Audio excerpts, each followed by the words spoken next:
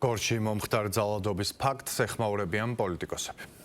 ის რაც გუშინ ვნახეთ არის სისაძაგლე, მაგრამ სხვაობა არის ერთადერთი, ეს უბრალოდ ვიდეოზე გადაღებული ვნახეთ, თორე პრაქტიკულად ყოველდღე ხდება ესეთი და კიდევ უფრო მძიმე რაღაცეები ამ ქვეყანაში. დასჯილები იქნებიან მოჩვენებითად რაღაცა პერიოდის განმავლობაში და მეერე ბუნებრივია, რომ გაგრძელება ამას არანაირი არ ექნება. ის რომ ამგვარი ძალადობა მასობრივი თან შეწყდეს, არის შესაძლებელი ოღონდ ერთადერთი გზით.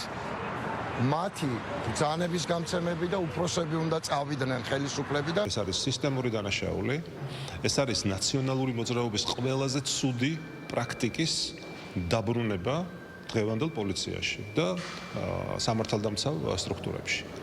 ამიტომ იქ კონკრეტული პოლიციელების დაკავება რა თქმა უნდა არანაირად არ არის საკმარისი, იმდენად რამდენადაც ეს არის სისტემური დანაშაული და ამ სისტემური დანაშაულისთვის პირველ რიგში პოლიტიკური პასუხისმგებლობის საკითხი უნდა დადგეს. ხისტი ძალა შეიძლება გამოიყენოს პოლიციელმა, როცა სახელმწიფოს ემუქრება საფრთხე, მაგრამ ეს ცალკე გვერდზე გაყვანა და იქ ესეთი ცემა ადამიანის სასაკურელე შეუფერებელია იმ სისტემასთან, რომელსაც ჩვენ ვაშენებთ უკვე დიდი ხანია და სამწუხაროა, მაგრამ მოუწევთ ადამიანს პასუხისმგებლობასთან დაკავშირებით, იმიტომ რომ თავად პოლიციის მუნდირი მოითხოვს იმას, რომ ვიყოთ დაუნდობლები გადაცდომის მიმართ, მაგრამ ეს დაუნდობლობა არ უნდა გადავიდეს კანონის ასეთ დარღვევაში. საქართველოს ხელისუფლება როგორც კი ნახავს მსგავს რაღაც გაზედმეტებულ მოქმედებას ძალოვანების მხრიდან იქ რეაგირება ყისიერია და ამასთან დაკავშირებით უკვე